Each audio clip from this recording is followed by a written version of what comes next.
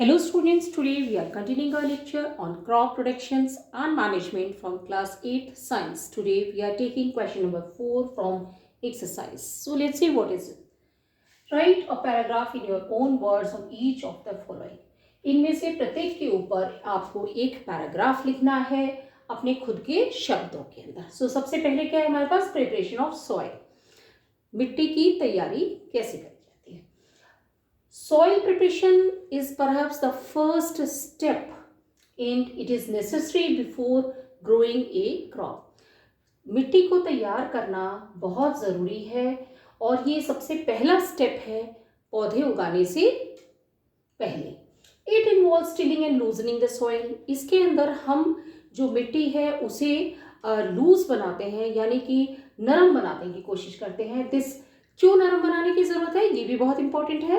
This allows the roots to penetrate deep into the soil and to breathe easily even when they are deep. अगर soil loose होगी तो जो जड़ें हैं पेड़ की वो बहुत गहराई तक जाएंगी और वहाँ पे भी वो सांस ले सकेंगी. The loosened soil helps in the growth of earthworms and microbes in the soil.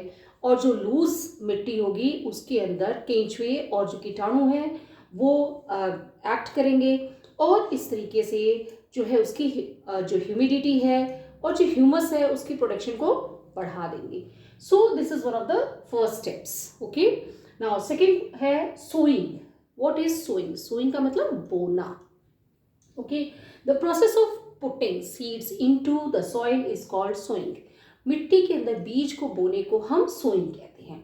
अब ये पुराने टाइम में डिफरेंट औजारों से होते थे, आजकल ये डिफरेंट औजारों से होते हैं. The tool used traditionally for sowing seeds is a funnel. एक इस तरह की फनल होती थी जो कि हम जो है उसके साथ में जोड़ देते थे. ओके, जो हल होता था उसके साथ में और उससे जो है हम बीज बोया करते थे. Nowadays a seed drill is used for sowing with the help of tractors.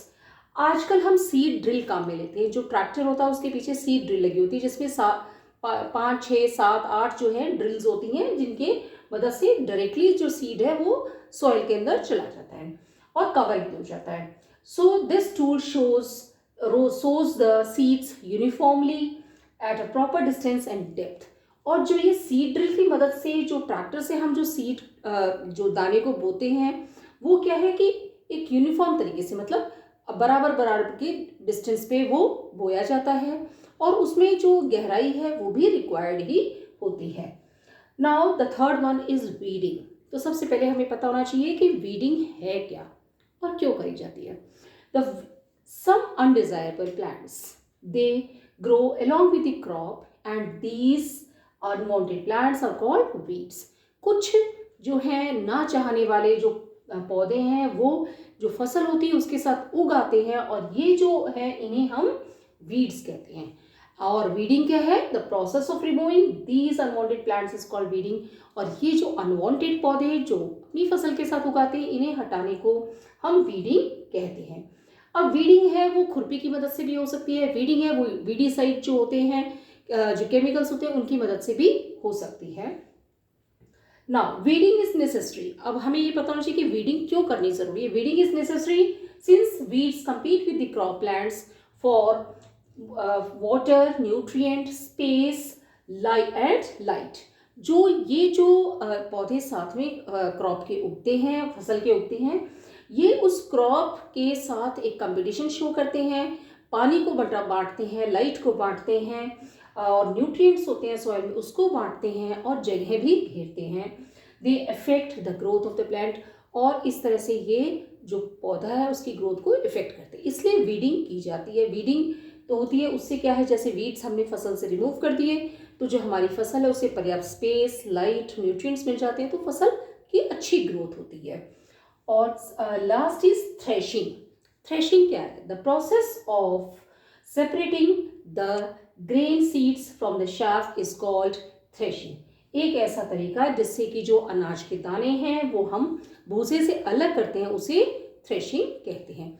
आजकल यूजुअली ये काम जो होता है कंबाइन नाम की मशीन होती है वो करती है. वो हार्वेस्टिंग भी करती है और साथ में थ्रेशिंग का काम भी करती है. और आई होप कि आपको ये क्वेश्चन समझ आ गया। अगर कोई चीज़ नहीं समझ आई तो कमेंट बॉक्स में लिख के पूछ सकते हैं। वीडियो पसंद आई तो लाइक करें, चैनल को सब्सक्राइब करके फ्रेंड्स के साथ शेयर करें। Thank you.